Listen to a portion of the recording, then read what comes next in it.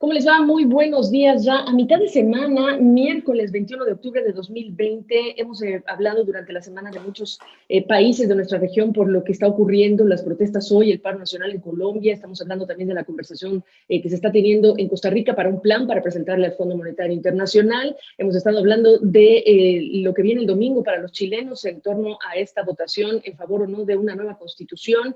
Y queremos hablar ahora de Argentina, porque no solamente estamos hablando de un país en donde los casos de COVID-19 pues ya llegaron al millón, sino que estamos hablando de un país que tiene, pues cerrado su acceso a los mercados y que está buscando pues algún mecanismo de viabilidad, pero con mucha ideología dentro de lo que son las opciones que está manejando el gobierno federal. Hoy Argentina va a ser nuestro tema y lo va a hacer con Claudio Suchovicki, a quien saludo con muchísimo gusto hasta Buenos Aires. ¿Cómo estás? Qué placer saludarte, qué bueno compartir este momento contigo. Igualmente, Claudio, ¿cómo está tu país en términos de contagios, en términos económicos? Confundido, muy confundido.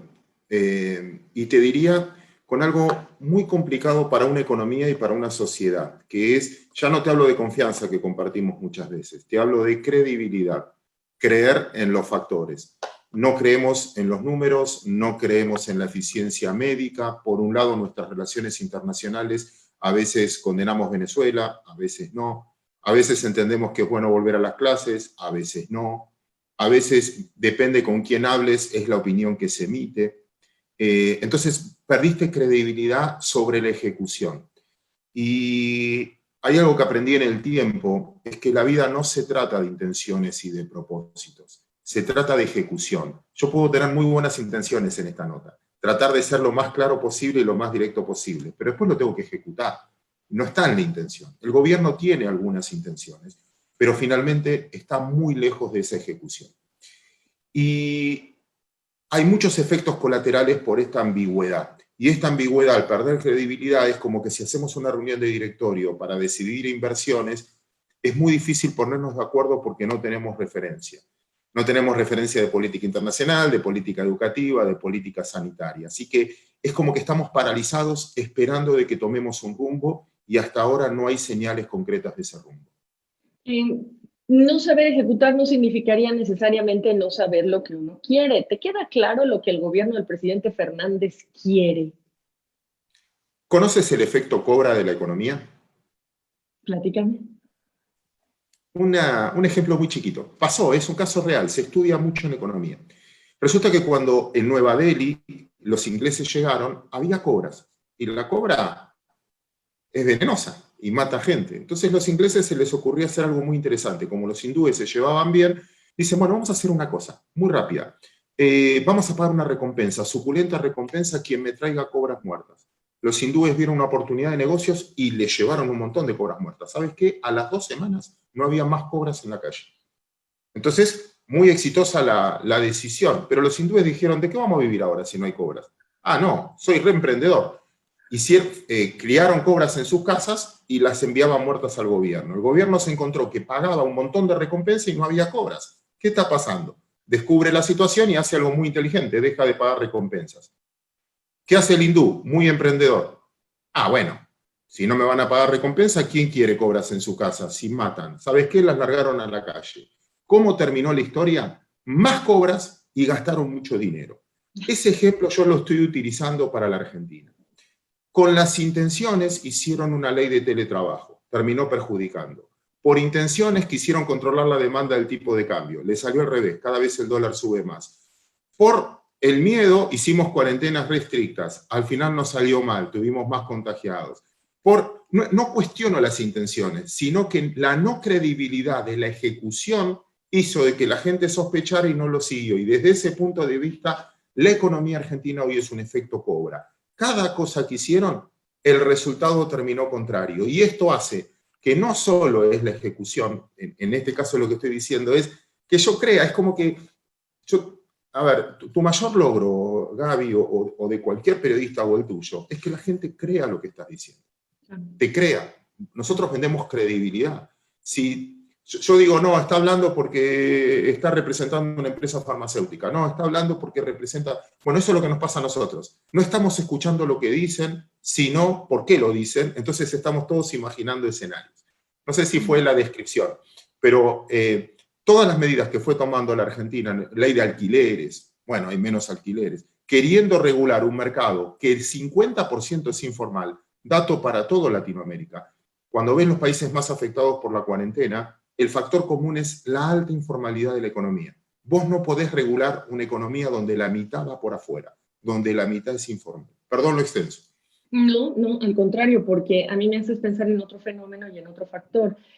La gran preocupación a veces pasa por el lado del mercado informal, de los informales, de la convulsión social, pero se nos olvida también que hay convulsión social en las clases medias que están viendo despojarse o que se les despoja de posibilidades de progreso, que se les ahoga y que tienen cada vez que pagar una factura más larga, más pesada, justamente porque el gobierno tiene buenas intenciones que no le alcanzan para lograr lo que quiere en su ejecución, y la factura la paga la clase media, y a mí me preocupa como un fenómeno en América Latina, Claudio. Tal cual, porque es la emprendedora y es la trabajadora. Sí. Sin ahorro no hay inversión. Sin inversión no hay productividad. Sin productividad no generás riqueza. Si no generás riqueza, no tenés lo que distribuir. Solo distribuís miseria. Y es lo que nos está pasando en América Latina hace bastante tiempo. Distribuimos dádivas, pero lo que pasa es que nos estamos quedando sin contribuyentes porque estamos afectando a la línea emprendedora, la que quiso hacer mérito, la que quiso cambiar una realidad actual, la que quiso estudiar, profesionalizarse. En Argentina se conocía mucho como la generación de mi hijo el doctor, el orgullo que le daba a un inmigrante tener un hijo profesional. Hoy es el influencer, hoy es mi hijo, él llega fácil, la falta de educación. Mira, hay algo, y se aplana la curva, ¿no? Yo creo que en América Latina lo que está pasando es que se está aplanando para abajo. Los que hacen más mérito ganan cada vez menos y tratan de sostener a los que están abajo porque son votos políticos, y se está aplanando. Yo soy de colectividad judía y tenía una bobe, no una abuela. Y mi bobe siempre me decía en yiddish, no lo voy a decir en yiddish porque no me sale, pero en castellano la transcripción era, mira Claudio, cuando un abuelo le da algo a su hijo, o un padre le da algo a su hijo, los dos se ríen, los dos los disfrutan, es un regalo. Ahora, cuando un hijo le tiene que dar algo al padre, o un hijo le tiene que dar algo a su abuelo, los dos lloran. Y yo creo que nos estamos preparando, nos estamos convirtiendo en una sociedad donde el que trabajó toda la vida, y ese es el ejemplo que le estamos dando a nuestros hijos, tiene que ser asistido por quien teóricamente uno debería ver crecer. Entonces, creo que el Estado en estas cosas, en vez de ser presente, está fallando en lo que tú decías, ¿no? de la distribución. ¿Qué situación más compleja? Oye, entonces, no eres médico, pero sí eres bueno para describir el diagnóstico de la economía argentina. No se ha estabilizado. ¿Cómo lo describirías por un lado? Y por otro lado, estuve conversando con Cristalina Georgieva, la directora gerente del Fondo Monetario Internacional.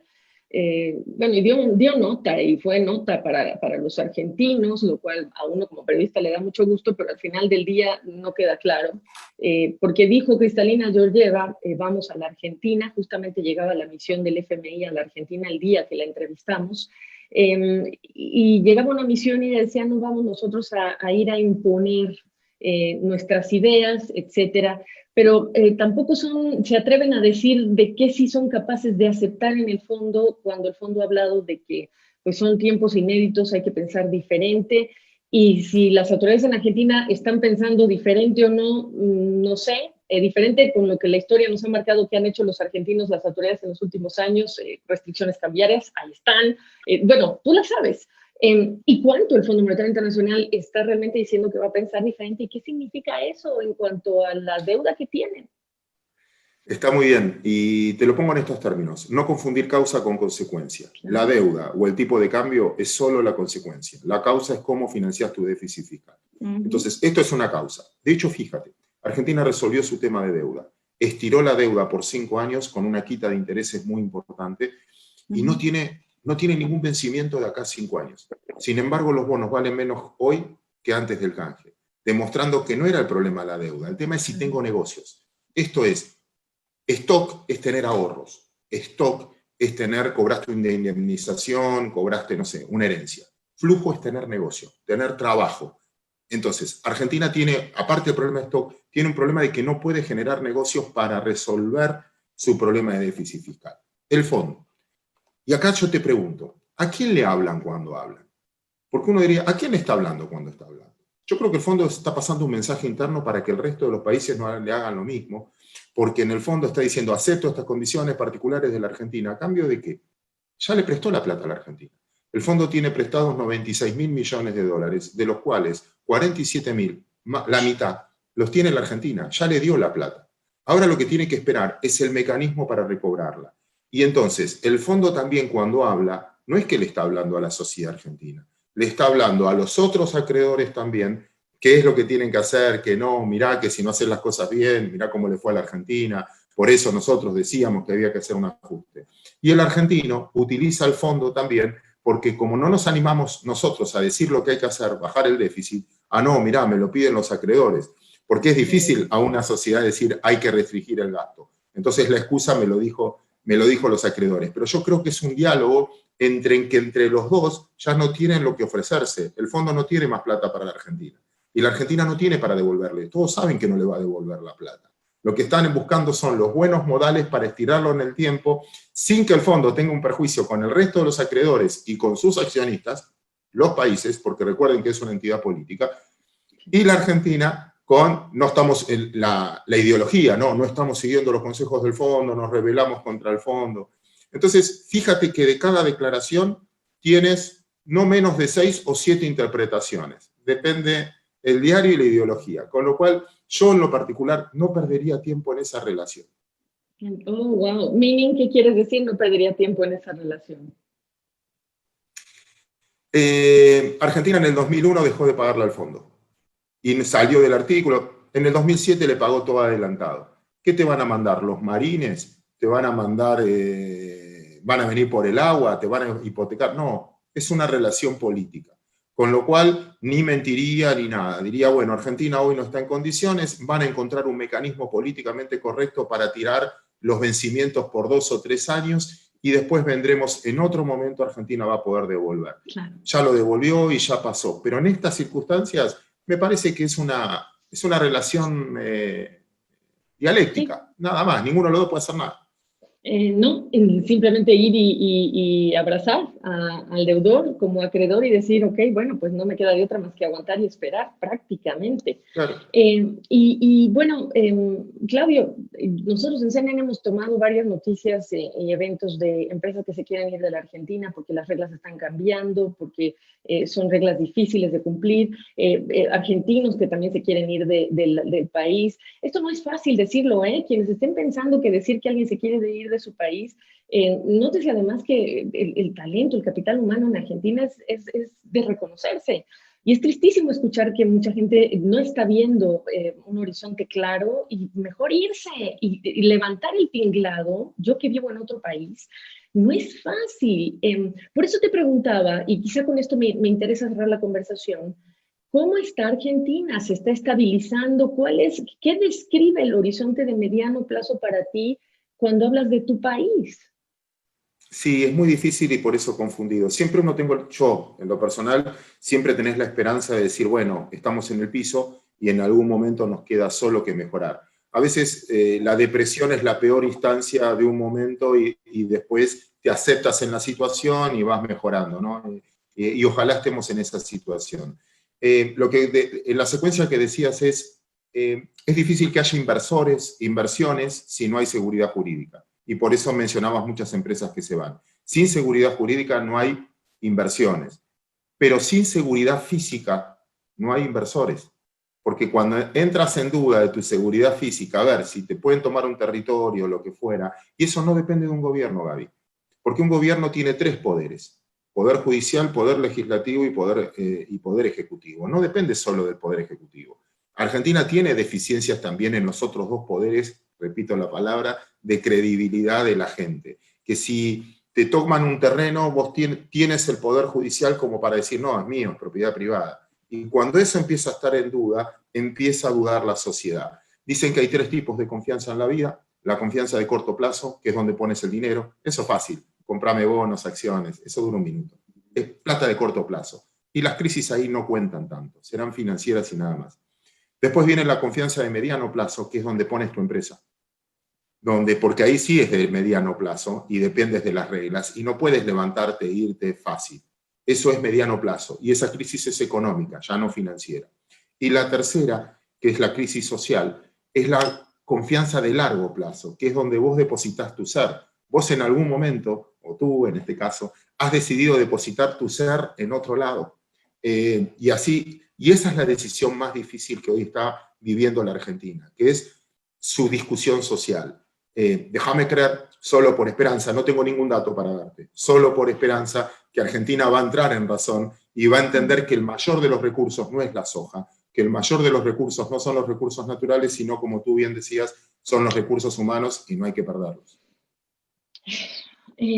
Tom Friedman, en algún momento cuando le preguntaron y escribió al respecto qué país le admiraba, y él decía Taiwán, porque no tenía petróleo, porque las autoridades no miraban al piso, sino que se dieron cuenta que lo que había que aprovechar era a su gente. Y es una situación la nuestra que parece que no entendemos, hay que aprovechar a los nuestros. Oye, me da mucho gusto saludarte, siempre estas conversaciones son muy ricas, sobre todo porque nos pones la perspectiva, y no siempre tiene que ser con datos económicos, sino con este tipo de imágenes que nos ayudas a dibujar mejor cómo entender la circunstancia de tu país. Te mando un fuerte abrazo, Claudio. Igualmente, un placer saludarte.